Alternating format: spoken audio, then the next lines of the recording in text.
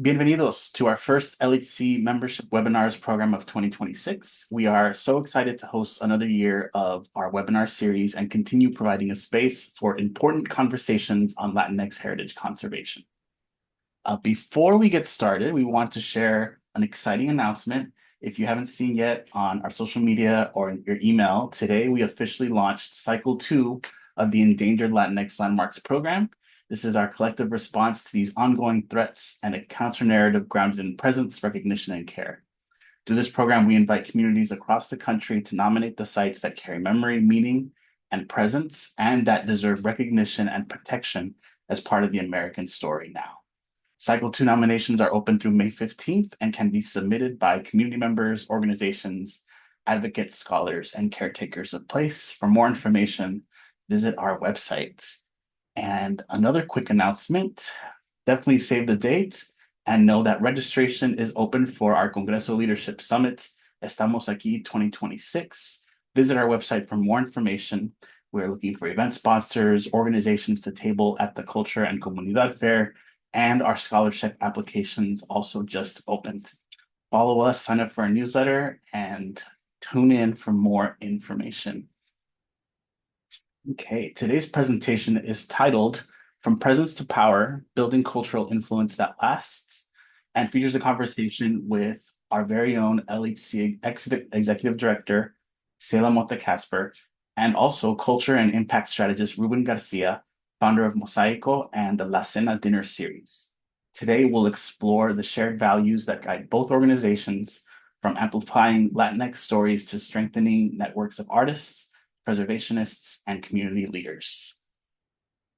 Also, please mark your calendars and save the date for our upcoming membership webinars later in the year. On July 2nd, we'll be hosting an LHC staff membership webinar where we'll be exploring collective memory in action, community archiving, and later in the year in November, we'll be visiting again with a presentation titled Rules of Engagement, Building Connections That Strengthen Latinx Heritage. Okay, and finally, a friendly reminder that LHC members receive live access to webinars. Thank you all those who are joining today, where you can ask presenters questions directly, and you'll also get early access to our recording. This presentation is being recorded today and will be posted publicly on our website a week from today, and also invite you all to visit and subscribe to our newly updated YouTube channel to see all of LHC's past recordings. For the membership webinars, there is a playlist dedicated to that.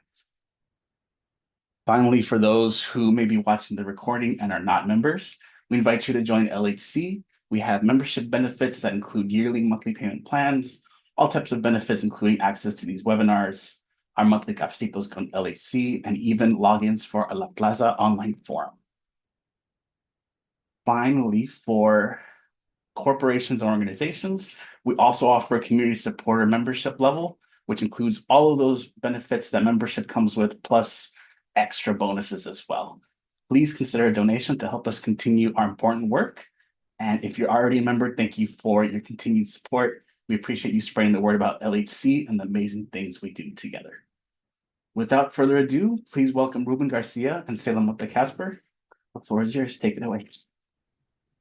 Thank you, Renee, and thank you, Ruben, for being here. And thanks to everyone that is located virtually or watching us on, online. I'm super excited that you're here and grateful for that. Today's conversation, From Presence to Power, feels especially urgent and timely for our work, especially as preservationists, cultural workers, and storytellers are out there championing an authentic and true narrative. For decades, our communities have fought to be visible, to be counted, to be acknowledged, but visibility alone is not power. Power is influence. Power is narrative ownership. Power is relationships that endure. Power is infrastructure that lasts beyond the movement. So I would like to welcome Ruben Garcia, who has spent his career operating in that authentic intersection of storytelling. He has built MOSAICO, which we will be learning about in just a bit, and creating La Cena, which is the only Latino celebration for actors in Hollywood. And he also teaches thought leaders on how to be authentic storytellers in rooms that weren't necessarily designed for them. So today we're exploring how intention, narrative, and relationships move us from being present to being powerful. So before we begin, I would love to hear from from the group. When you hear the word power, what comes to mind, audience? I'm going to put this in the chat here. Would love to hear what that is. So, Ruben, thank you so much for joining us. We're so excited that you're here. Thank Um, you. we're going to start out and just by saying hello and welcome. Do you want to introduce yourself and where you're calling from today? Yeah, hi. Well, first of all, thank you so much for having me. I'm excited to be here and to take a break from my day to be with such great folks and to chat a little bit. So my name is Ruben Garcia. I am the founder and CEO of a culture and impact agency called MOSAICO. I come from the media and entertainment industry. I've worked at Disney and Paramount, and at Creative Artists Agency, which is a big agency out in LA, working with actors, writers, directors, on building their business. And ultimately, one day I was like, I think I need to try something new. I think I need to take more control and more power of my own career and my own work. And so that's what led to the founding of Mosaico. And I'm calling in today from my mom's house in San Diego that is very chilly, which is why I have this denim jacket on. It's not the most professional look, but it's better than shivering through this combo. Y- Um, as we get to know each other, you will know that I love me a good jean jacket or a Oh. jean shirt. It's mi look. Like I love it. So I love that you came here, like to LHC with a good jean jacket. This All is why we're destined to be friends, though. right. Like, every time we talk, something else comes to the surface. I'm like, see, like virtual soulmates here. I love it. I know. I love it so much. So I have other questions for you. So corn tortillas or flour? Oh my God. Flower. All right. Flower. Flower. Yeah, I totally agree. Flower. Yeah. Would also love to hear what everybody in the audience feels like corn or flour. Like, what are we feeling today or always? Okay, next question. A breakfast taco or a breakfast burrito? Oh, breakfast burrito for sure. Like, and I was craving one so hard this morning too, by the way. So I, I indulged. I love that. And, it's the question that I often ask. And depending on where you live, you either call it a taco or a burrito. Like in Texas, we call it a taco, but in Colorado, they call it a burrito. And like it's just I love hearing like what you'll say. Or is it the size? Like I want the small taco or like I want to go in big with like the burrito. I don't know. The bigger the better, The in my bigger the better. opinion. Yeah, the bigger the better. I love that. Okay, so let's learn a little bit about your work. Um, So when we're talking about presence and your authentic self, when did you first realize that presence alone wasn't enough and that influence required something much deeper? It's a great question. We're going in deep right Mhm. away. I mean, I think for me, I've always felt that presence wasn't enough to dictate power. And I think, for me, early on in my career, it was so funny because my first job out of college was going to sound weird, and this may sound weird, but my first job out of college, I got at a career fair where I met my first boss.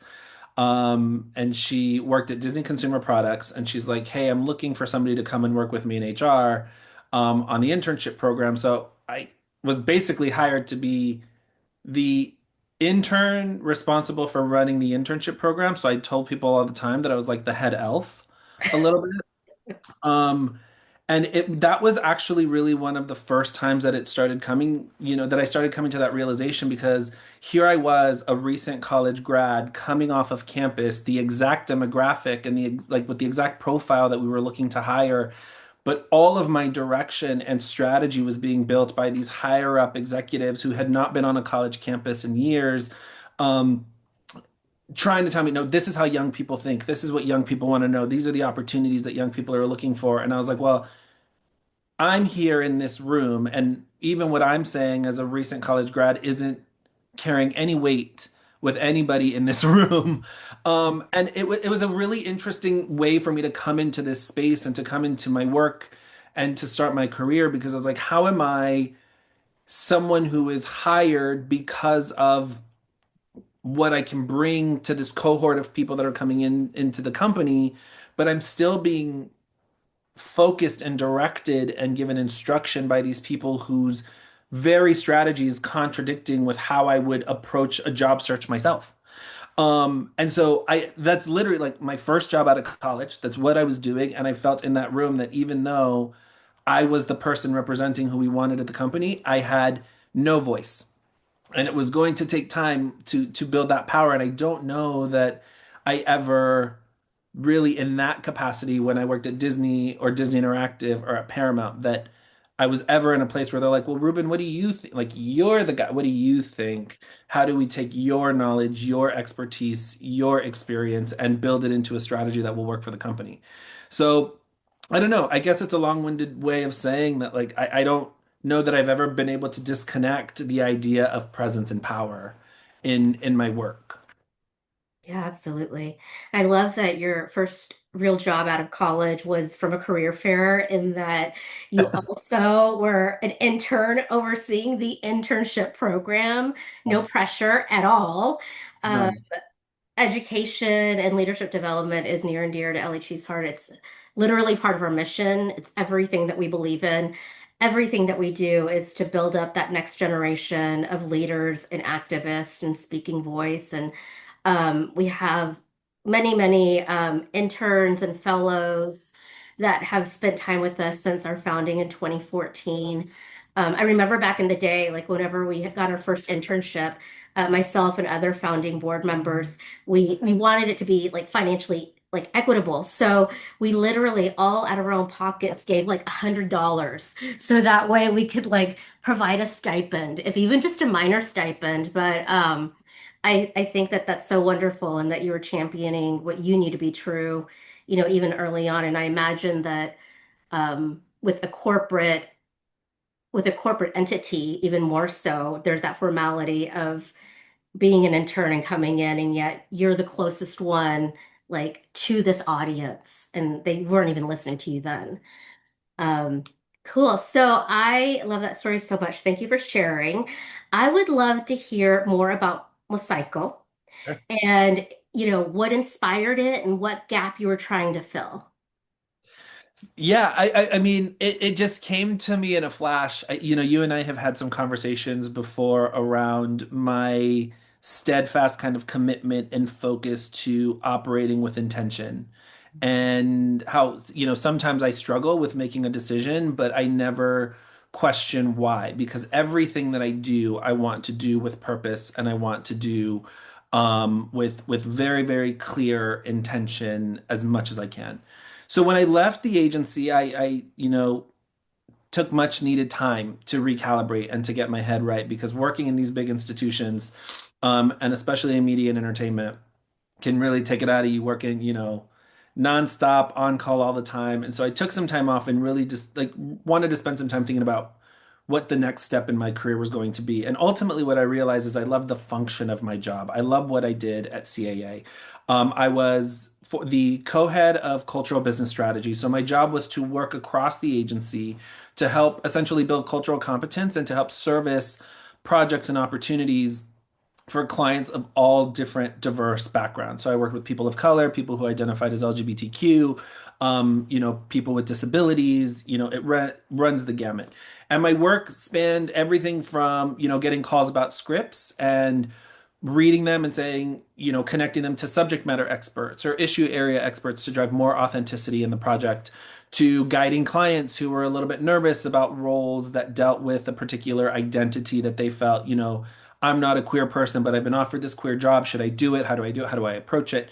Um, Helping with marketing, helping with business development into new areas that clients were not actively working in. And so in my head, I was like, I loved being that kind of internal consultant. I loved, that every day looked different, every project looked different, and everything was kind of pushing and testing me in a different way. So that led to the creation of MOSAICO. Um, and when I was thinking and conceptualizing MOSAICO, just because of who I am and most of the work that I was doing, I originally launched the agency as a Latino focused company. Mhm. I retained several of the clients that I was working with at CAA, and I was like, they're calling me now to stay active in the work. I got calls from Becky G, and I was working with Al Madrigal and Anthony Ramos. I started doing some work with Danny Ramirez. So it's like, this is just kind of, I was like, okay, I want to lean into this a little bit. Um, Certainly, as we all know, the that comes with its own set of challenges. And one of the challenges that I wanted to address specifically in launching my company was I wanted to really advocate for unity and connection of our community. I found on the inside of the entertainment industry that several people, we couldn't even at a point and probably still can't figure out what to call ourselves. I remember the Latino, Latina, Latinx, Latine debate and just being like, oh my God, you guys, this is why we can't have nice things because we can't even figure out how to work together. And so as I was thinking about that, one of the realizations that I had was that what I love about Latino culture and Latinidad is that it is so incredibly complex and diverse. And so I leaned in very heavily to how to visualize that and how do I kind of share that story. And I, was sitting one day talking to a friend and it just came out that I was like, we are constantly put under this Latinx umbrella, this Latina umbrella. I was like, but in reality, we represent over 30 countries across Central and South America and the Caribbean. Each comes with their own distinct rhythms and flavors and traditions and languages and slang and customs that contribute to the wholeness of Latinidad. So what I landed on, I was like, we're kind of just like a beautiful mosaic of culture that is so often ignored because we're trying to put ourselves under the blanket umbrella of what term are we? That often creates tension within our community, that creates tension with how people see us, how they perceive us, how they interact with us. And I was like, I'm going to name my company this because I'm also at the time was so done with the conversation around what we weren't, right? And it comes up often. I'm sure everybody has heard versions of Latinos are not a monolith, right? How often do we hear that, particularly during political seasons? And I'm like, I don't want to tell people what we're not. I want to tell them what we are, like who we are. Let's have and create space and respect for the nuances of our identity. And so that's what led to the name MOSAICO. It was that simple. The other thing that I really wanted to focus on was the purpose and value of the work. And I'm a firm believer that change and progress is not going to happen just with the leadership of one org, one initiative, one person, one company. That we are stronger together when we work in parallel and we work in parallel tracks. And so I also wanted my company to be a place where people would look and see how do I connect dots within our ecosystem of power and influence to drive my work. What does that mean? What does it mean to intentionally create a space where individual work can be honored, but collective progress can be accelerated and championed by allowing everybody to exist in their own way and then move the needle forward progressively. And then as it relates to the work that I do with my talent, I constantly I think about this in my own way as well. My former company, but my first iteration of my company was called 1641.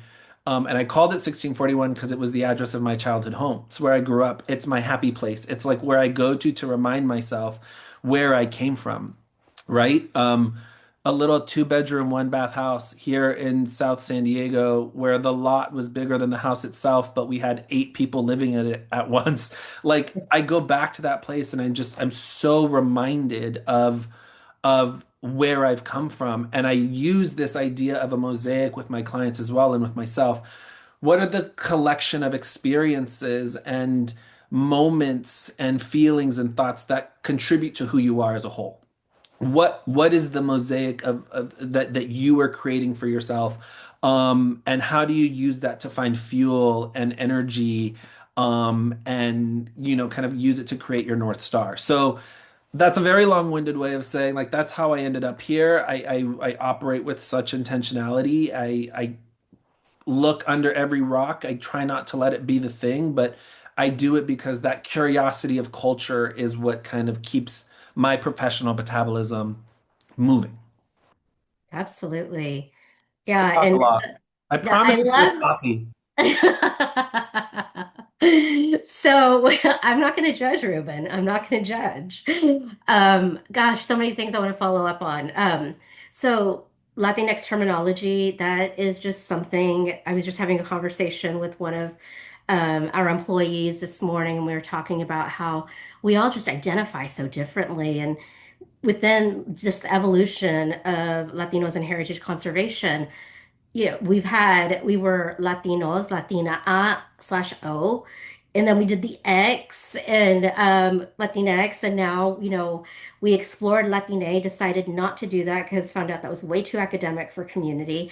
And now we just created a statement on our website that talks about the fact that we utilize Latinx, but we hope that you will utilize whatever term it is on however it is that you identify, whether it be Tejana, Chicana, Mexicana. Like, it just depends on the day. Like, I don't know how I'm feeling that day, but if I feel that way, that's what I'm going to say that day. So, I think that's so beautiful, and thinking about the umbrella of MOSAICO and bringing in all of these people so that way we can create a really strong network, a really strong web. And I want to share with the audience that Ruben is such a connector.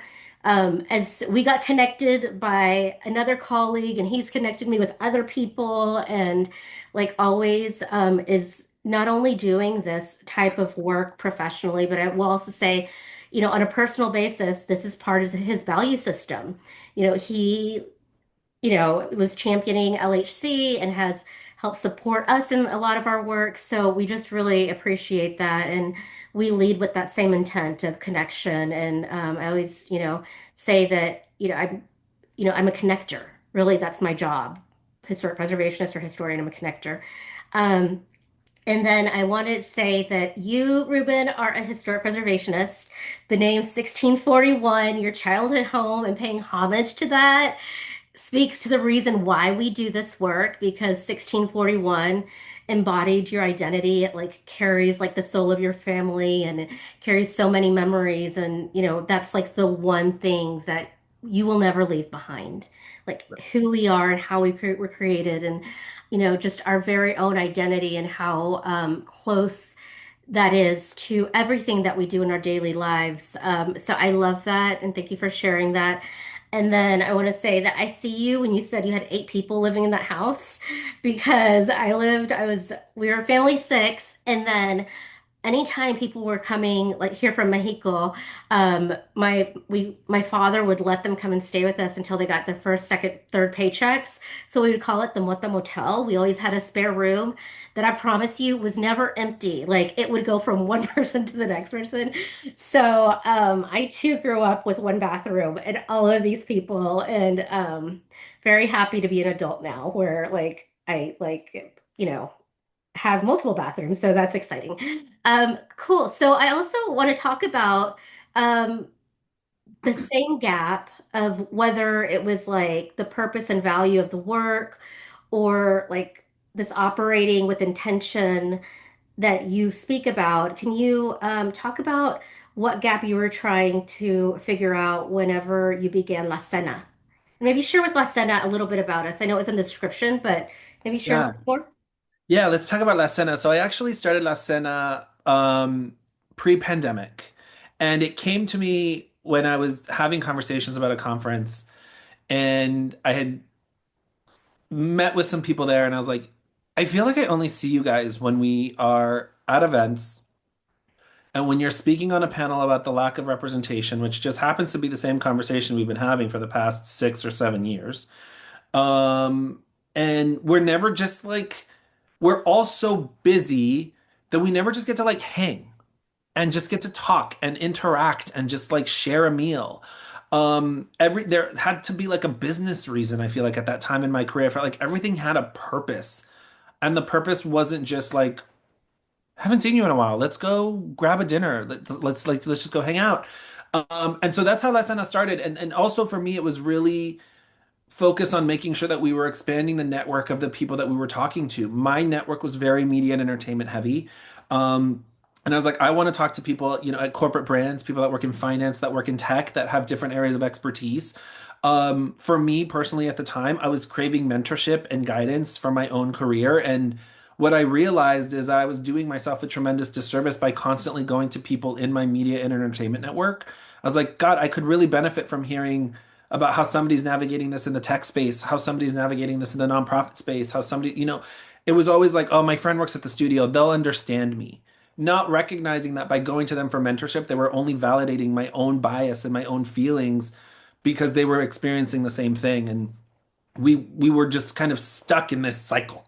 So I was like, if I want to do a dinner, I want to connect people of different expertise areas and different backgrounds, and I just want to bring everybody together for the purposes of having a meal. There was no program, there was no presentation, there was no panel. It was dinner. It was just dinner.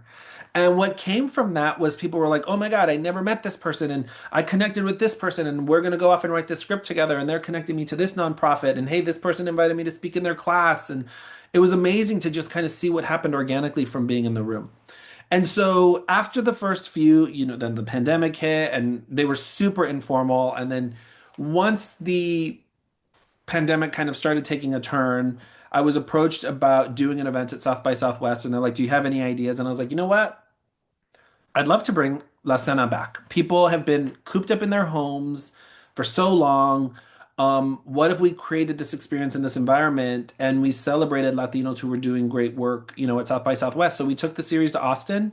We kicked it off, with my client, Michael Cimino, who was one of the co-hosts, Carlos Eric Lopez, a photographer, and Gloria Calderon Kellett, television producer, showrunner, who served as hosts. And we had an amazing dinner for 40 people in this small Latino-owned restaurant in Austin. We were like, this is dope.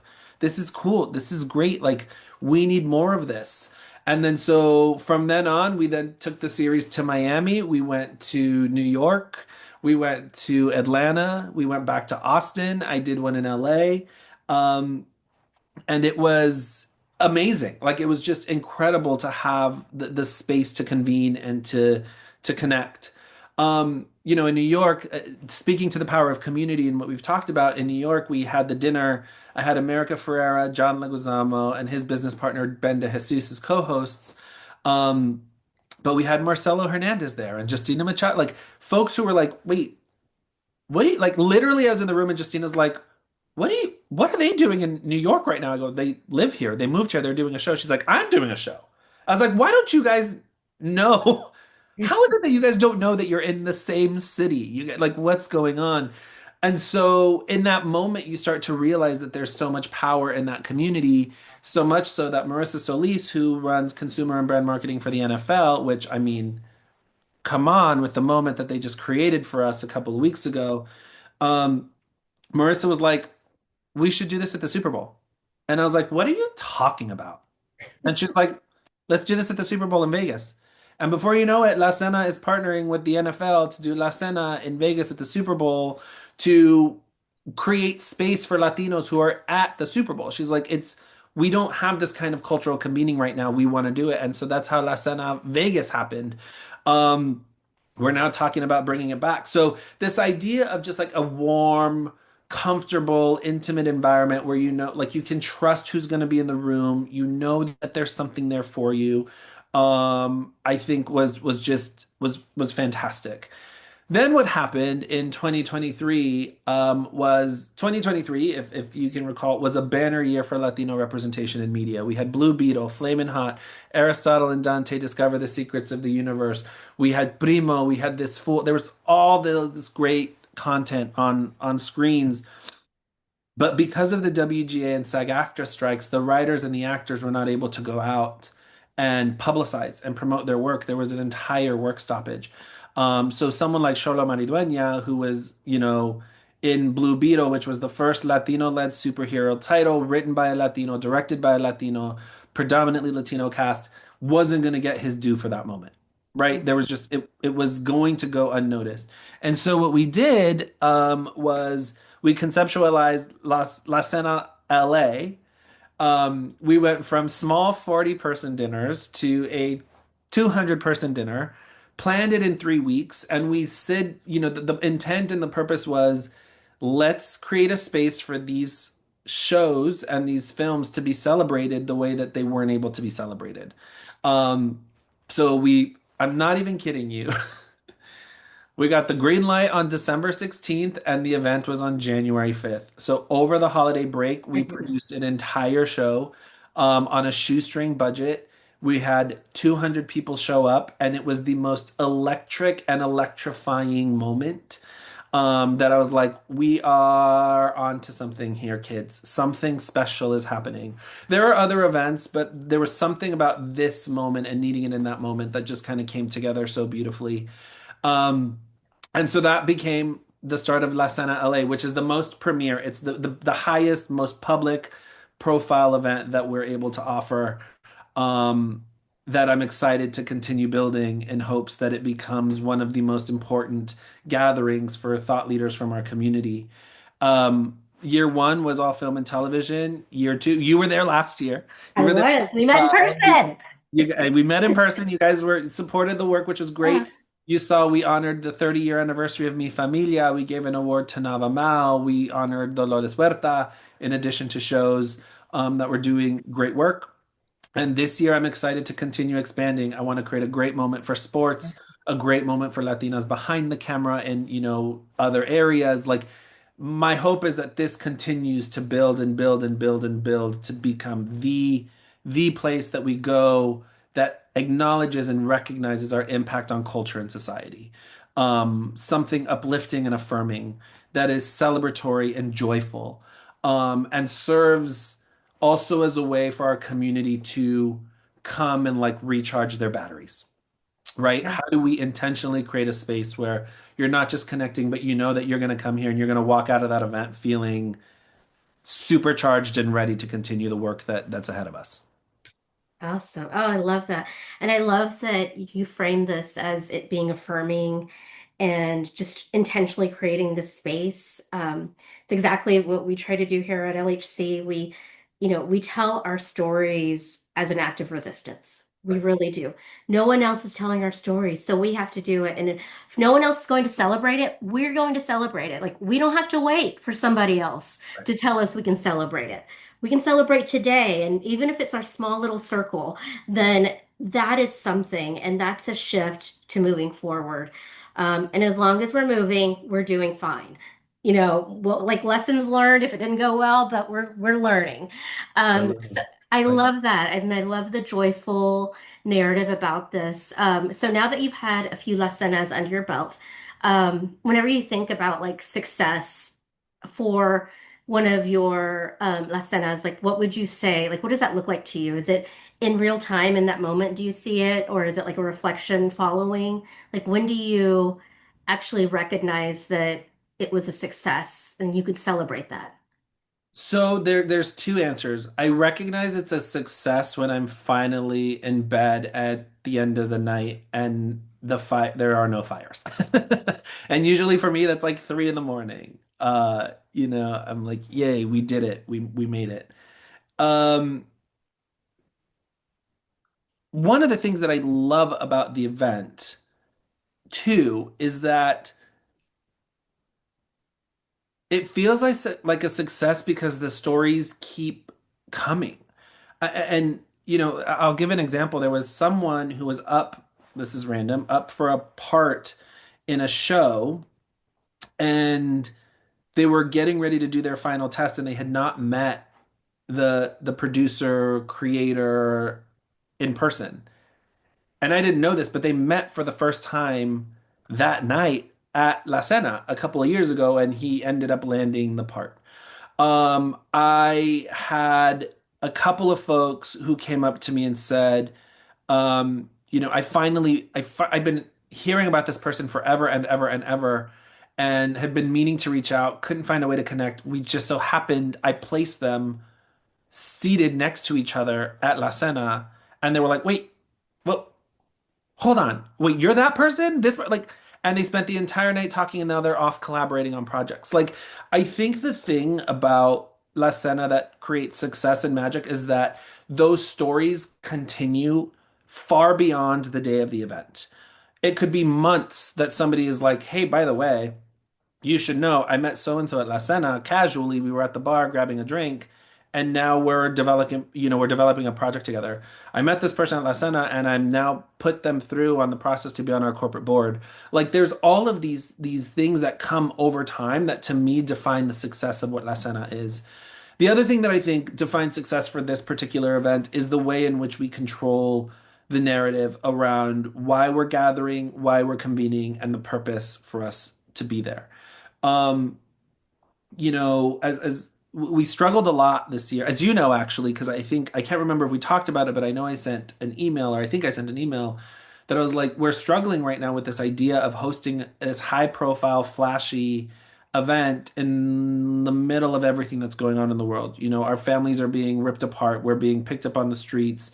I'm like, I don't want that narrative to overtake what it is that we're doing. And then I keep getting reminded, they're like, well, our existence alone is political. Like just showing up with the color of our skin out in the world is enough to be a political statement.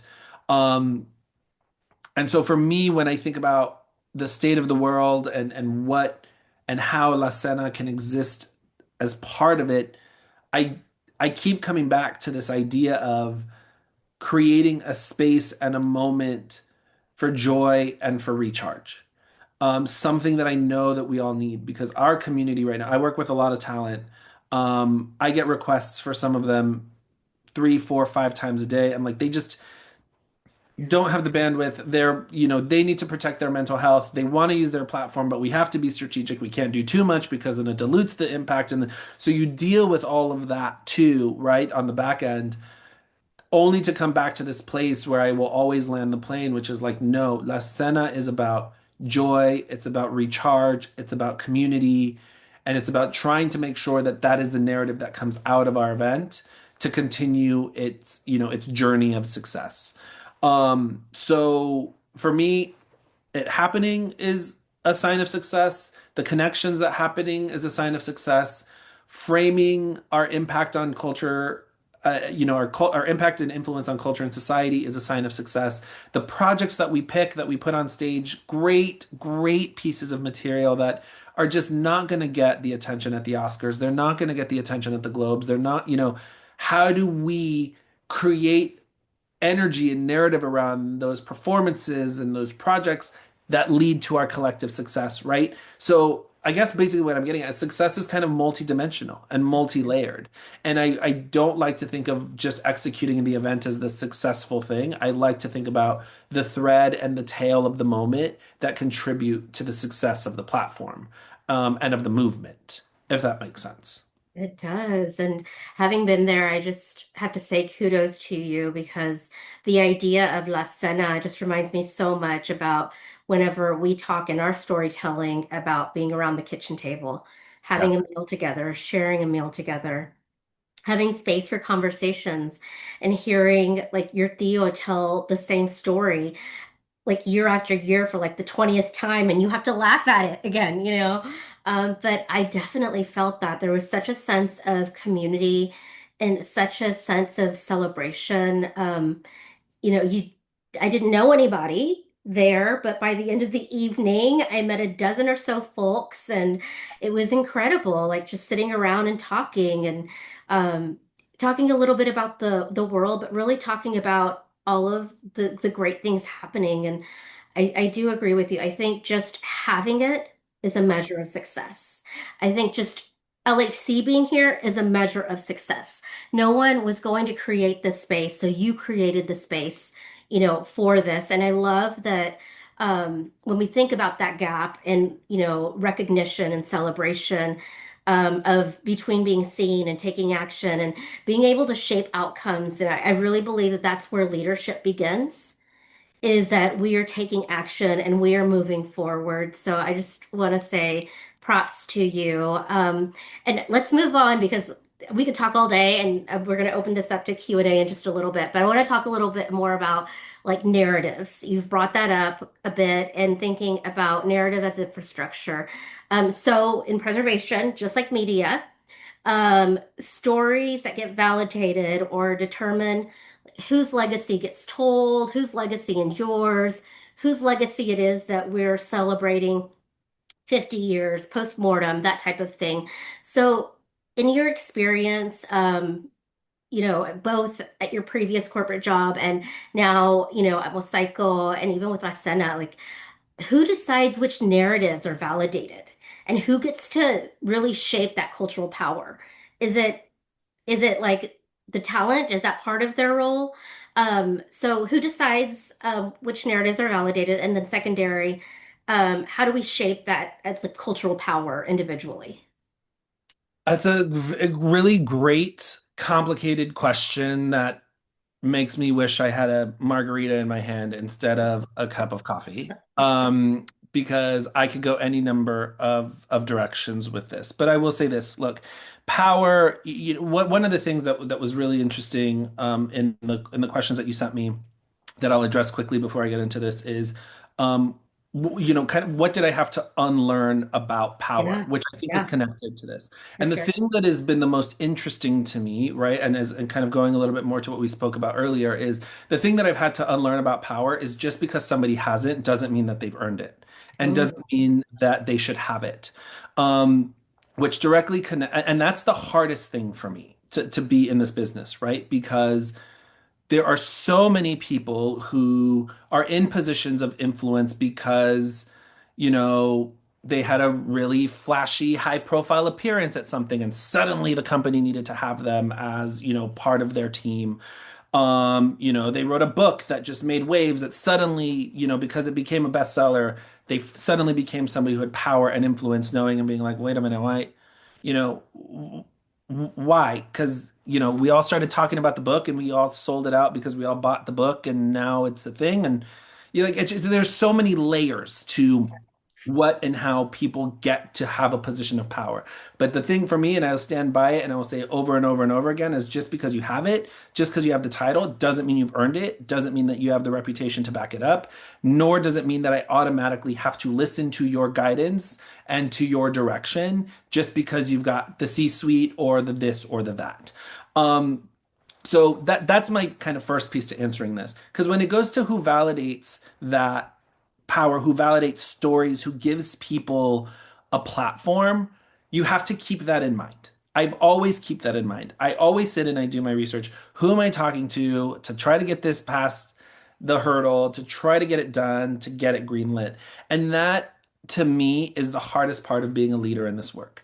Because as an recovering inclusion and equity practitioner who is very grateful for the experience that I've had, the one thing that I've learned is the most exhausting part of the job is trying to meet people where they're at. yeah. That makes you the most effective. That when you're trying to do inclusion and equity training, you actually have to sit and be like, okay, what do you think about, at the time, this is years ago, inclusion and equity? Where does your head operate? Like, how do you respond to a question like this? How do you think about the issue? Because then that guides the individual work that needs to be done with the person, that guides the collective movement of the organization. And that is the most challenging thing. So, again, going back to your question around like who decides what narratives are worth telling, what narratives are worth preserving,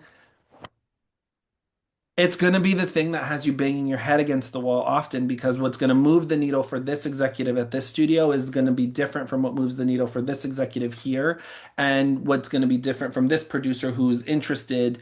But really, at the end of the day, the only color that they care about in preserving this narrative or telling the story is the green that's going to come from it, right? I say that often as well. The only color people care about in our industry is green. So the more cultural nuance, the more cultural specificity that you try to add in, they're going to look at that as diminishing value of the green, when what Mm, we come to realize is that actually adds value to right. the kind of, to the earning potential of a project. So who decides? I wish I knew if there was a secret answer and a secret sauce, but I don't know who does.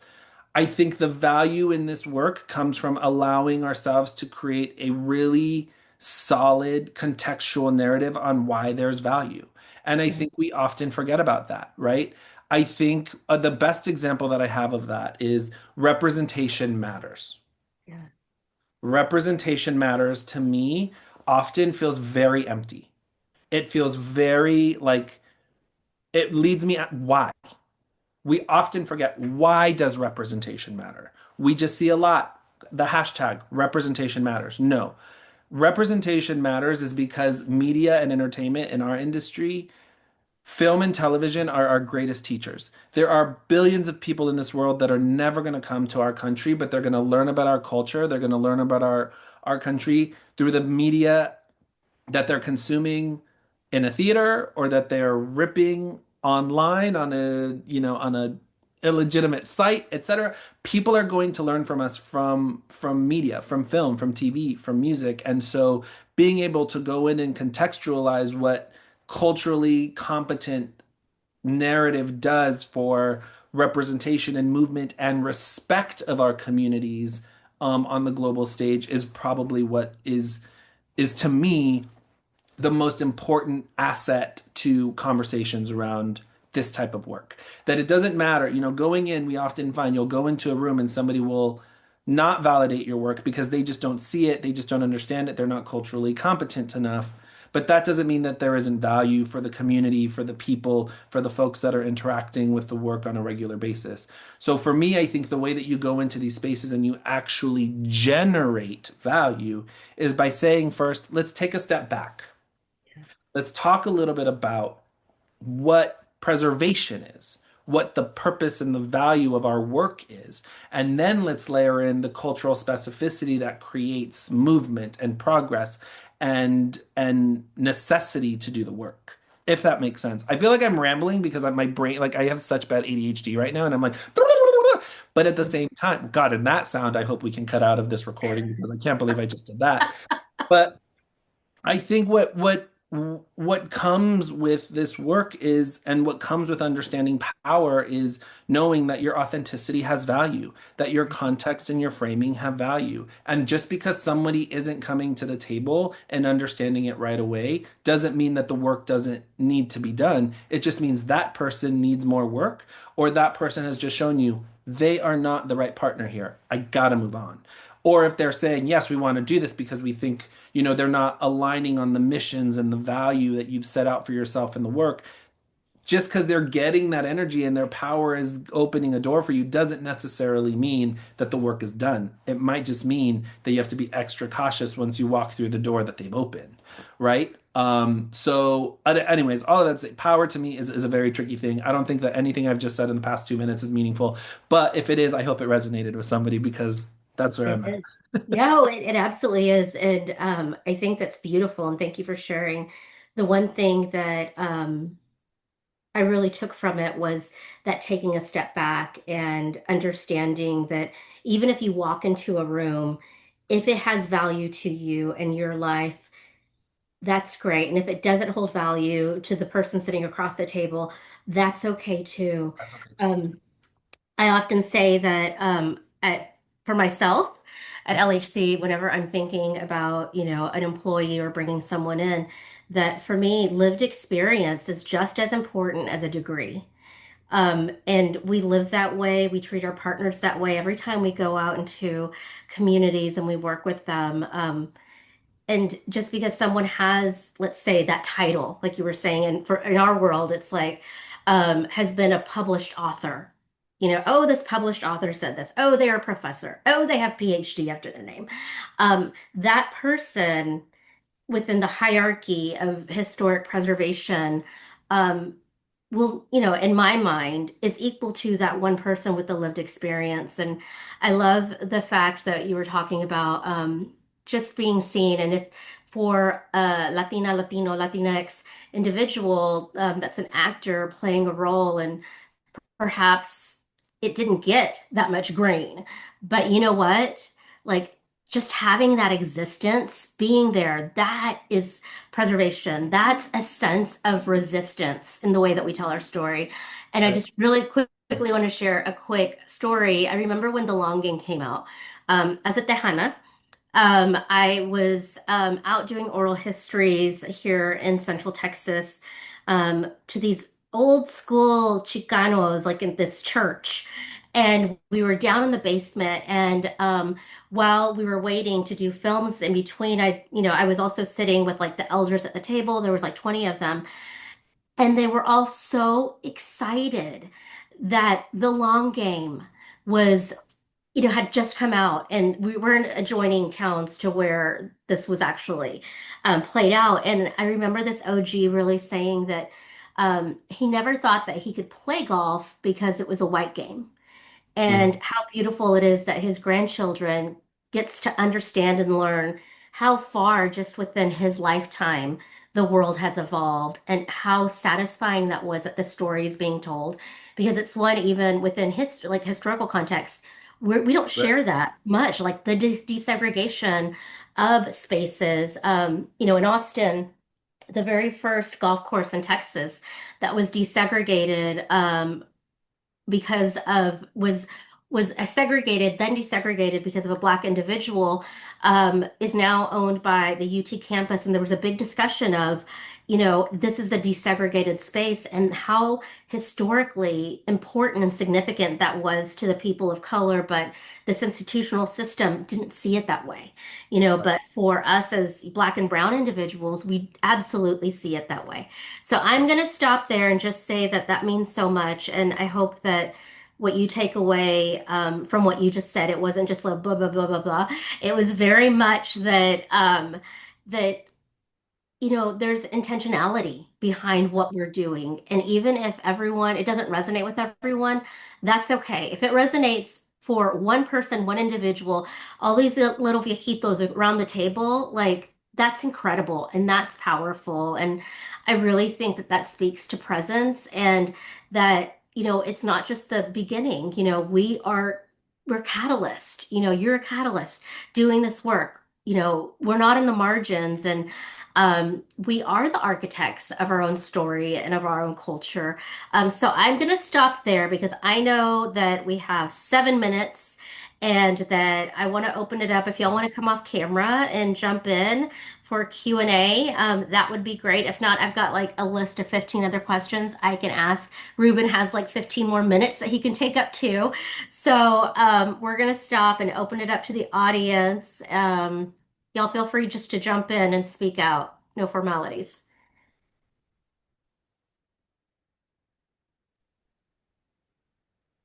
I've been open book. Like an open book. All right, who wants to jump on and introduce who you are and ask a question? I have a question. I am Jen Moran. We met. I am the public historian. My question is, who was the person you met where you like fangirled over them? Oh, oh man, it was recent. It was super recent. It was Suzette Quintanilla. When I love Selena. I live and die for Selena. I watch that movie once a week, if truly. And so when I met her, I literally was like, "Oh, I don't think I can talk to you. I don't think I can talk to you." Um, and she was just so sweet and we've been talking, by the way, because she's probably going to be at La Cena in this year, which I'm so excited about. But she was the one who I met just because her sister, her music, the legacy that they're preserving, um, for not just our community, but for a global audience of people who love her sister, new generations of youngsters. I was amazed. Before that, it was Edward James Olmos. Also because of Selena, the movie. Yeah, For the Yes. first 6 or 7 months that I was representing him, he I called me just bought a Robert. book on Selena. I mean, the best. Like literally, Yeah. I do anything for Salinas. Um, and and Eddie for sure. Like for the first 6 or 7 months that I started doing work with him, he was calling me Robert, and I was like, I didn't care. I was like, call me Oh, whatever the hell you want, sir. You are Edward James Olmos. But then to get over that hurdle, and one interaction, I called him Abraham, and then he thought it was funny, and then we moved on. That now he knows my name. But yeah, it would be Suzette. Awesome. I love that. Before we open up, I have to say that at La Cena, I had that moment. I The only person I've really ever fangirled over, and like LHC knows this, is Dolores Huerta. Uh, Mm. I mean, and the one thing that I had going on, Ruben, at your event is that the only person in the room that I knew was Dolores Huerta, and that's all I needed. And she introduced me to Edward James Olmos, who I was like, oh my gosh, thank you so much for your work. It's so meaningful. But just that, again, being seen and how powerful that is as like a first gen, Latina, Mexicana living in Texas. And I fangirled over, I was like, am I like sandwiched between two legends? I think so. I think Sometimes I still don't get my life. yeah. Sometimes I'm like, how am I like, how does Dolores Huerta know me? And it's so funny because people will also be like, why are you so obsessed? I was like, where'd you grow up? And they're Yeah. like, Miami. I was like, you don't get it. You do not understand what just happened. Dolores said to me after La Cena, she goes, listen, I'm not trying to toot my horn here, but I'm gonna toot a little bit. She was like, this event and this dinner is right up there with the dinner that they hosted for me at the White House when I got the Presidential Medal of Freedom. I said, girl, shut up. I literally said, girl, shut up to Dolores Huerta. You did not. I did. I said, girl, shut up. And she goes, no, I'm serious. I was like, well, we're gonna have to be best friends now. She's like, again, to that point of validating, she's like, I see what you're doing here. I see you. Yeah. I understand you. I get what this is. And she's like, I will come here every year so long as I'm invited. And I was like, girl, I'm gonna call it the Dolores Huerta Cena if you want me to. I don't care. What do you want me to do? But yeah, so anyways. I love that. And she is such a powerhouse. And I reintroduced myself to her again. She spoke at our conference Yeah. in 2024. And she's like, I remember you.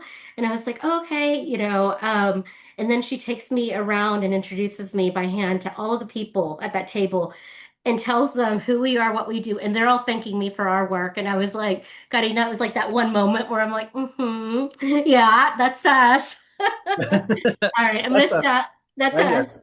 Yeah. So that's a big like shout out from Dolores. Like, what an honor for her to say that to you. All right, who's next?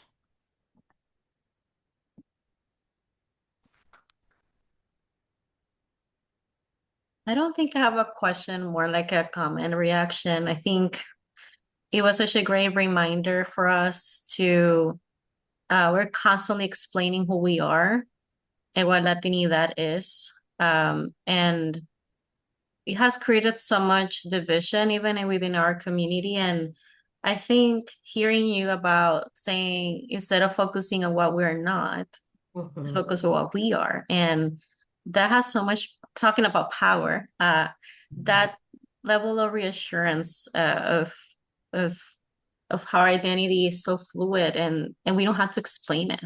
I think for many decades and centuries we have been trying to explain why we belong here. We've been always been here. And Yeah. somehow it doesn't connect, and we feel always in the chase of fit in this narrative. So we just need to stop trying. It's just like we're here and deal with it. But you're absolutely, look, there's so much power in being your most authentic self. There's so much power in being unapologetic. And there's a tremendous amount of power when you get to that point of controlling how you show up in spaces. And I'll give you a great example. I used to be called all the time when I worked at my former company. Anytime there was a Latino client, anytime there was a queer client, they were like, hey, we got this new client for you. And I would get to the point where I would call my colleagues, and this was towards the end of my time there, and I'd ask the assistants to get off the phone because they're always listening. And I would say, I just need you to tell me why you're inviting me into this meeting. Why do you want me here? Is it because I'm gay? Is it because I'm Latino? Like, what is the goal? And at one point, I did have a colleague who was like, you know what, we need more representation in the room. And I said, great. Do you actually believe that there's work that I can do for this client, or do I need to figure it out? And they were like, we don't know. And I go, great. Here's what I'm going to do. I'm going to go into the meeting. I'm going to kick ass as I always do, and I'm going to do my best. But do not force me to work with them if they don't want the work done. Like, I'm going to come in and play the role that you want me to play, but only so much as I'm comfortable doing it.